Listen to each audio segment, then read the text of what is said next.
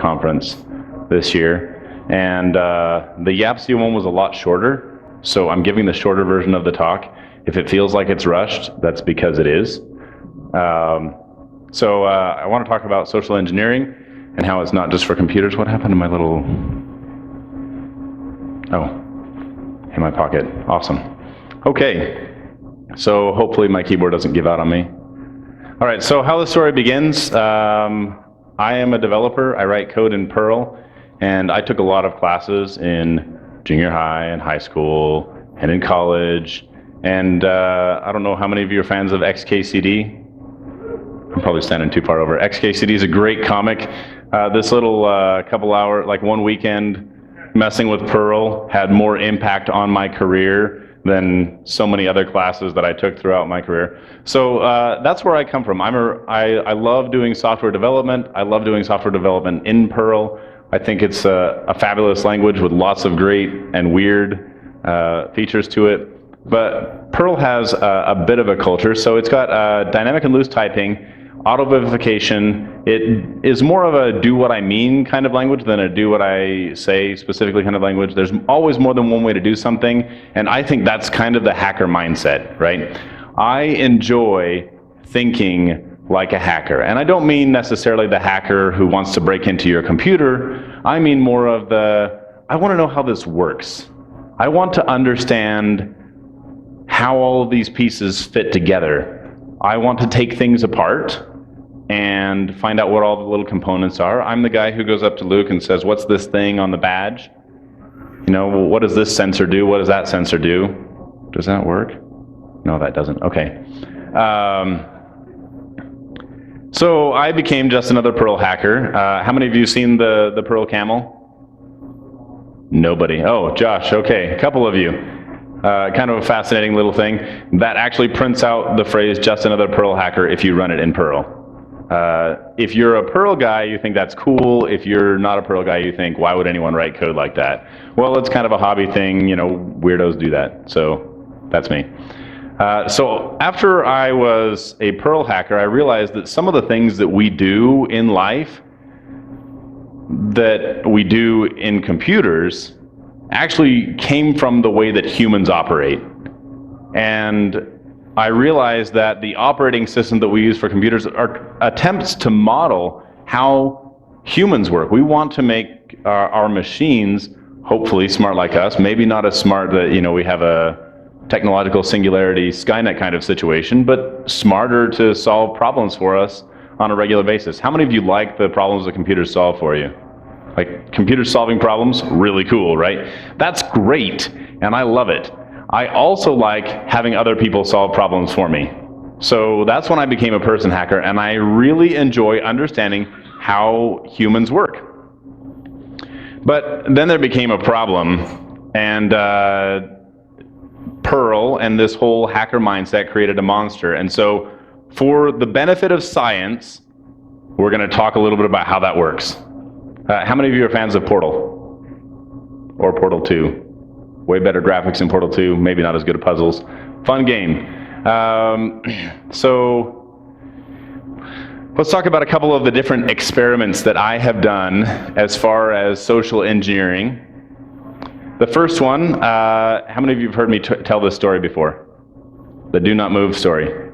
So I was working a job that I had a little bit of extra time when I was on a break, and you know, sometimes when you're really good friends with your coworkers and you have extra time and you're taking a break together, bad things happen. So we decided that we were going to run an experiment because we found somewhere in the office a piece of ductwork. It's a metal pipe, maybe 6 inches around, about 3 feet tall, just for ductwork that they use to put heating and cooling and whatever through the building. And we decided that we would go over to one of our printers, to a computer, and print out on one of the printers a sign that said, "Do not move, thanks management." Taped it on there and stuck it in the middle of the hallway, just to see what would happen, right? What do people do when they see a sign that says, "Do not move, thanks management"? Well, the answer to that, we're going to talk about in just a minute. Then also at the same job, because I had lots of free time, I found a box of push pins on my desk. And I was like, push pins are really weird. What do you do with them, right? You stick them in the wall, it makes a hole forever. I don't know. Maybe they're not my favorite thing. But I thought, it's in this plastic case. It's a really nice plastic case. What I want to do is I want to open up this lid and just walk around to people and hold it in front of them and see what happens. I'll let you think about what you would expect to happen in that situation. And then this is a new story that I started telling at YAPC, a time when someone attempted to socially engineer me, which was lots of fun. I went to my local home improvement store, and I was going to get a sensor for my Christmas lights. I wanted to have them turn on automatically when it got dark and turn off when it got light so that I wouldn't have to keep flipping the switch. How many of you really enjoy flipping switches? Josh, okay, great. So other than Josh, everyone could probably use this device, right? And I'm going into this home improvement store, walking all the way to the back through all the plumbing and the whatever, and I get to the lighting section all the way in the back, and they have a couple of these different things. And as I'm through these items, a gentleman who is there has two of his dogs in the store with him, not service dogs, just regular dogs, which is kind of odd. And as soon as I walk up to this area, he says, "I know you. You're that guy." And, sometimes that's something that just happens to regular, everyday people because people recognize you and maybe you don't know who they are, or maybe they think that you're someone that they know when in fact you're not. But usually that statement is not followed with, "You're that guy that shot someone in that gang fight." And I thought to myself, what? So next story, I work for a company called Bluehost. Some of you probably know that. They're one of the sponsors here. And I've worked for Bluehost for a long time. One of the things that they have as benefits for the employees there is a rewards program. And when one employee recognizes that another employee does something great, what they can do is send some sort of digital currency to someone else, and they can use these points or whatever to purchase items on some specified list, and they get a reward out of that. And it's really cool. I enjoy it a lot, and hopefully those of you who are here from Bluehost will give me points for giving this talk. No, I'm just kidding. Well, it turns out that I have a really common last name. My last name is Johnson, for those of you who didn't know. And it's either the first or the second most common last name for English-speaking people. That's a lot of people with the last name of Johnson, and S is one of the more common letters for first names as well. So when you get to a situation where usernames for email addresses that are used for reward systems like this are generated based on those things, oftentimes you have a collision. We've actually had someone who had a collision at this conference when I was trying to generate automatically the handles for the Hackers Challenge game. And we had to sort that out. But it turns out that this company that we had the rewards program through didn't sort that out. And so because they didn't sort that out, I suddenly had access to someone else's reward system. And I got all of their credits. And I decided that that wasn't necessarily a good thing because, it's not very honest to be taking those. And I wanted to see if I could use social engineering principles to improve the world. I wanted to try and make the world a better place. So I decided I would call up this company and see what I could do to take permissions away from myself and give it to the rightful owner. All right, so now that we're done with story time, we're going to talk about the social engineering process. First thing in the social engineering process is research. You need to do information gathering. Find out everything that you hopefully should need to know to be able to interact with another human. What they like, what they don't like, what kind of situation they're in. All of those things are really important in being able to perform any kind of social engineering. Sometimes that research includes going through the trash. How many of you have found something interesting in the trash?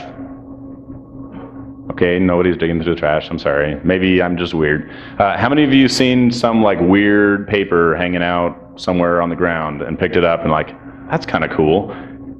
How many of you have found really critical documents sitting on the ground? How many of you knew that they found top secret military documents in a dumpster at one point? It's true. It's absolutely true. People throw really crazy things away. You should be careful about the things that you throw away, but if you're trying to get research on someone, that's a great place to start. Next is planning. You want to be able to come up with a great plan of how you're going to address someone, how you're going to approach them, what you're planning on doing, what your pretext might be. Let's talk a little bit about planning here with this video.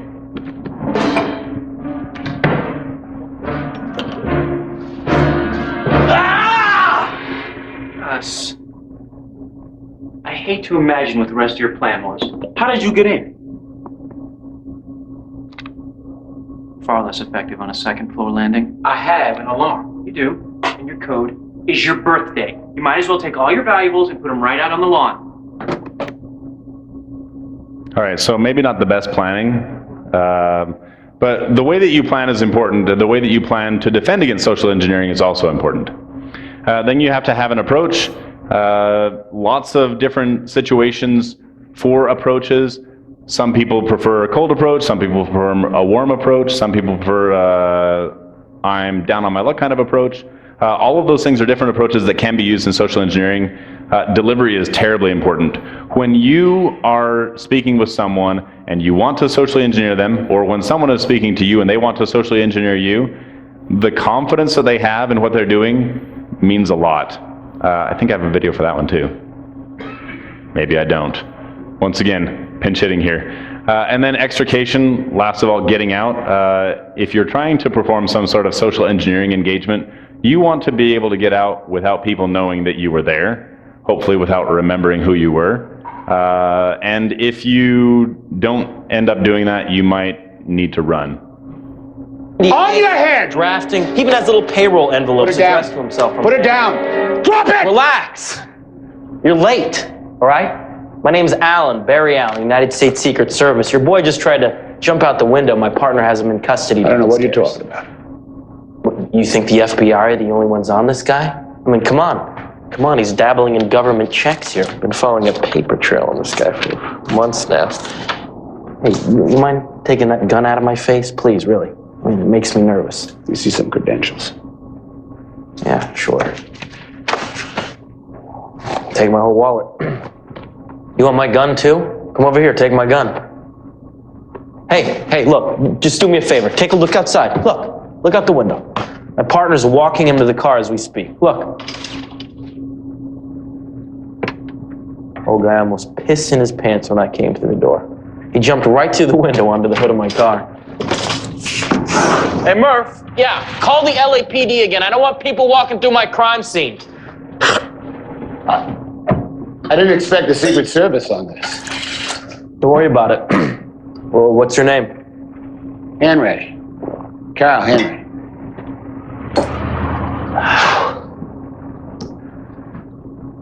Mind if I see some identification? Sure. You never can be too careful these days. Well, tough luck, Carl. 5 minutes earlier, you would have landed yourself a pretty good collar. It's all right. 10 seconds later, and you'd have been shot. Mind if I come downstairs with you? I gotta take a look at this guy. Sure thing. Just do me a favor and sit tight for a second while I get this evidence downstairs. You know, I don't want some maid walking through here and making the bed. LAPD should be here any sec. Wait.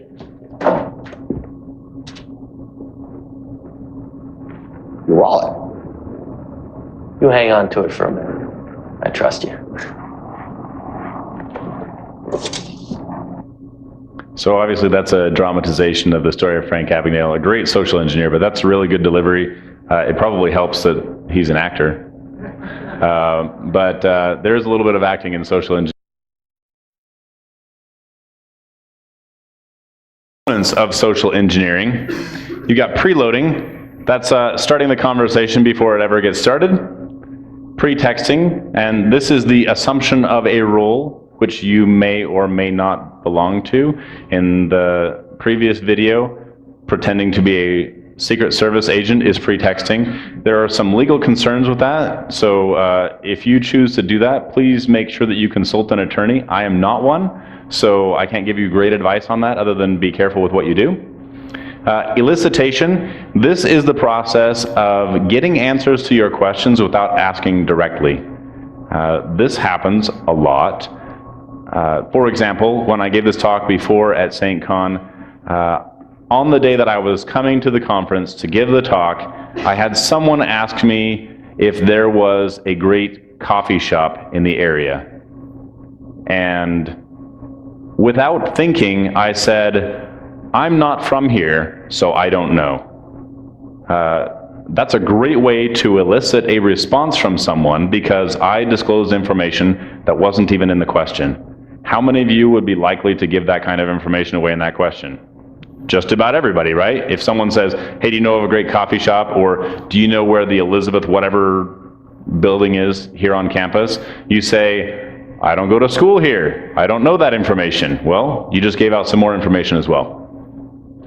Framing, this is the part of the situation where you want to make sure that you understand what frame of reference someone else is in, how they view the world, and if possible, get them to view the world through your little frame. When you can get someone to view the world through your little frame, you can control just about everything that they are thinking about that. Report, this is how likable you are. How many of you are liking me right now? Come on, a little bit more? Okay. Being likable is a huge differentiator in being able to get people to do what you would like them to do. And if you are not a very likable person, but you would like to improve your relationships with other people, you could try being a little bit more likable. Observation, listening very carefully to what people say. In the last clip that we watched, there's a very important segment where he asks the FBI agent for his identification. And the reason why he does that is because he listened to the FBI agent asking for his identification. Being like someone is very helpful, but observing what kinds of protocols they have established is very important. Influence, this is where you're actually making someone make a choice to be able to disclose information or perform some action that you would like them to do. And those are the core parts of social engineering. Motivators, what motivates us to do things? There are lots of different things that motivate us as human beings. The first one is authority. You know, you say you're not the boss of me, well, it came true, right? How many of you yelled that at somebody in elementary school? You're not the boss of me. You're not my mom, you're not my dad. We all did, right? Authority has a great influence on us, and if you can exert authority on someone, you have a far greater chance of being able to have them do or think as you would like. Or if someone has authority over you, you're probably more likely to do what they would like. For example, if your boss tells you, I want you to do this report by the end of the day, you're far more likely to do that than if someone from another department who has no influence on your job whatsoever says, I would like you to do this report by the end of the day. That's just how it works. Who's this? What? This is Mallory. Oh, is this your friend from work?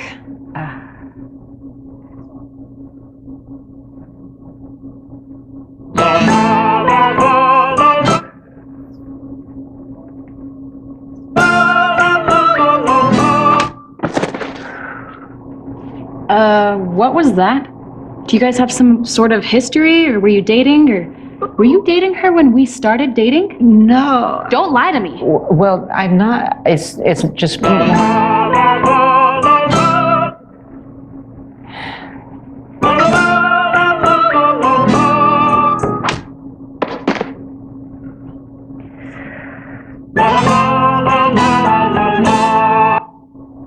How many of you do crazy things to avoid discomfort?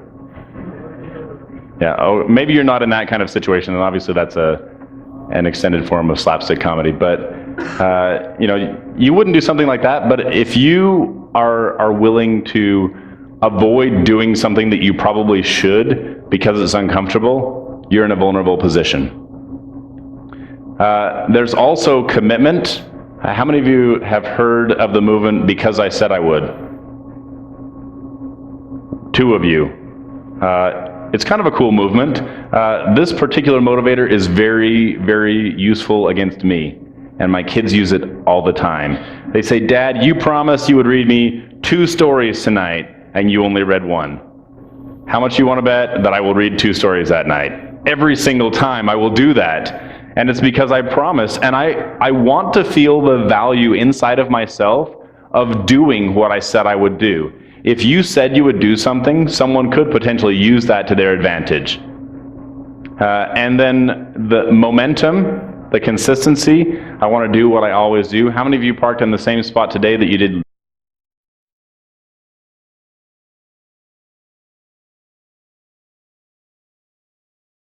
Aristotle said it thousands of years ago, and it's still true. Surrender. When you concede something to someone, you're far more likely to concede again. And when someone concedes something to you, you're far more likely to be able to get them to concede again. Fear. How many of you do things out of fear?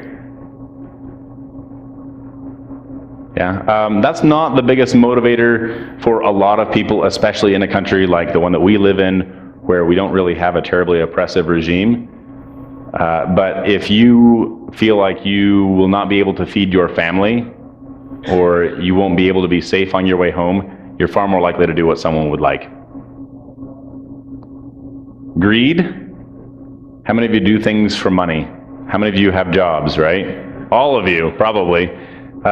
Greed is a big motivator, and sometimes that's a good thing. It helps us to do things like participate in society and contribute in a way that's meaningful so that we can have jobs. But a lot of times, it's really hard for us to get away from that greed. A couple of years ago, when we passed out Raspberry Pi devices to the attendees of this conference, how many of you were here for that? How many of you remember that there was a phishing email sent out to the members of the con saying, hey, you owe $3 more to be able to come pick up your Raspberry Pi. You need to come pay it at the registration desk. Lots of people showed up to do that because they wanted to get their Raspberry Pi, even though it wasn't legitimate. That's social engineering. If you think you deserve something, you will do crazy things to get that. Our society is full of, I deserve this, or I have the right to this. And we're willing to go to extreme lengths to keep what we deserve. I deserve to be able to have this kind of car, or this kind of house, or whatever it happens to be. My kids deserve an education. And that may or may not be true, but feeling like you deserve something modifies the way that you behave. Inertia. Obligation. How many of you do things because you owe somebody a favor? Yes, raise your hand, you do it. Reciprocation. Someone did something for you, so you should do something for them. That happens a lot. Scarcity. How many of you have seen these little things on Amazon? There's only one left. They're never going to print this book again. You laugh, but when you see that, it influences the way that you view that page, and you're far more likely to make a choice to purchase that item just because of that. Wait! You're trapped by societal convention. Look, we're in a fine dining environment. Everyone knows not to throw a scene in a fancy restaurant. That's right, you're trapped. Sit down. Oh, shoot! I see we're trapped by societal convention. All right, so I show this video a lot when I talk about social engineering, and a lot of people think, well, this is just Phineas and Ferb. It's a Disney animated show. It's not that big of a deal. No one's really trapped by societal convention. Well, that's not entirely true. How many of you have seen this video? The gentleman in the elevator now is a candid star. These folks who are entering, the man with the white shirt, the lady with the trench coat, and subsequently one other member of our staff, will face the rear. And you'll see how this man in the trench coat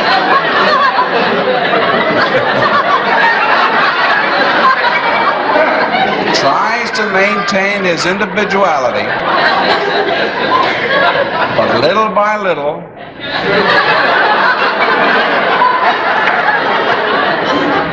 he looks at his watch, but he's really making an excuse for turning just a little bit more to the wall. Now we'll try it once again. Here's the candid subject. Here comes the candid camera staff, 3 of them at least. And this man has apparently been in groups before.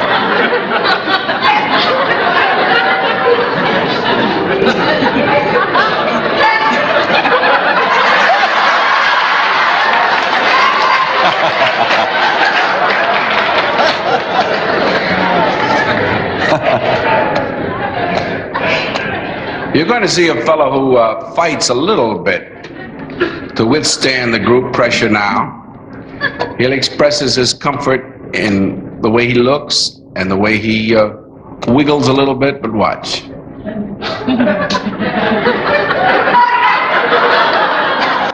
All right, so we don't have time to watch the whole thing, but that was filmed a long, long time ago. Black and white video and people smoking in elevators. That was a long time ago, right? That happens in real life all the time. And a lot of the beliefs that you hold are because of that. How many of you laughed at that clip? Social engineering right there. Is that really funny? I don't know. Somebody just got manipulated. Maybe that's funny. There was a laugh track, so it must have been other people were laughing, right? So let's close up our little stories.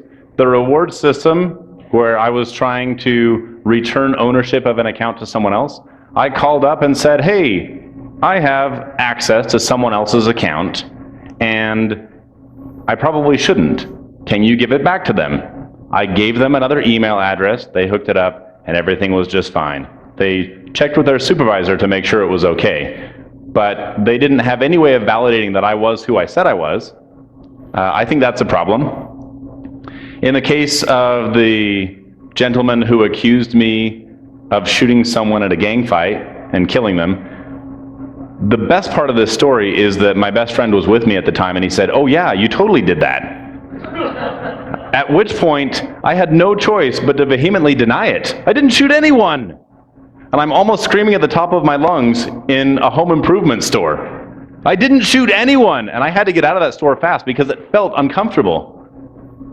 I was manipulated through social engineering just because someone wanted to have, an exciting time and accuse me of shooting someone in a gang fight and lots of blood and whatever, even though it wasn't me. Could I just have ignored it? Probably. I mean, there was no one else there, but sometimes it's hard, and you want to maintain your good reputation or whatever. In the case of the push pins, you might want to try this because it's lots of fun. I walked around, held the push pin box out in front of people. I did not say a word. Everyone took one. I had people asking me right after that, why are you giving me this? And I said, I didn't give you that. I just held it out in front of you. Holding something out in front of someone almost always means they will take it, unless it's food, and then they'll say, no, I don't want to have that cookie or whatever right now. But if it's not food, they will probably take it. In the case of the piece of ductwork that we stuck on a sign on it that said, do not move, thanks, management, that piece of ductwork sat in the hallway for 6 weeks and no one moved it.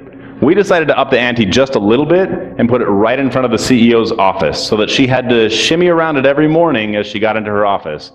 We left it there for a couple of days and then decided the experiment was over, but not once did she think, wait a minute, I'm the management. That's not something that I said. So I want to talk a little bit about social engineering ethics. I want you to understand that social engineering is something that we do all the time. You do it to your friends, you do it to your neighbors, I'm doing it to you right now, you're going to do it to your children when you go home, you're going to go talk to someone in the hallway and do it right there. You need to make a decision about where you stand on the line of social engineering ethics. How far you're willing to go, what you think is right.